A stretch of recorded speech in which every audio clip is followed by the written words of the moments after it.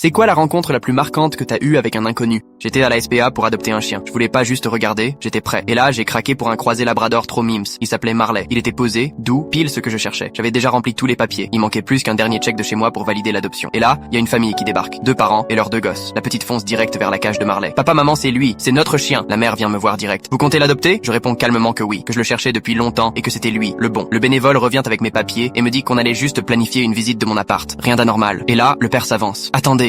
On a fait 3 heures de route juste pour lui. On avait appelé avant pour le réserver. J'étais paumé. J'étais là depuis plus d'1 heure et il y avait rien qui indiquait une résa. Le bénévole regarde dans l'ordi. Désolé, il y a aucune note de réservation. La mère s'énerve. Notre fille traverse une période difficile. Elle a besoin de ce chien. On est une famille. Vous comprenez? Ça compte. Je me sentais mal pour la gamine, mais je lui dis que j'étais arrivé avant, que tout était déjà lancé niveau dossier. Le bénévole confirme. Là, la mère part en vrille. C'est hyper égoïste. Vous êtes seul. Vous avez pas besoin d'un chien comme nous si on en a besoin. Une famille mérite un chien plus qu'un célibataire. La petite se met à pleurer. La mère me culpabilise devant tout le monde. Regardez là. Regardez ce que vous lui faites. Le père essaie une autre approche, plus soft.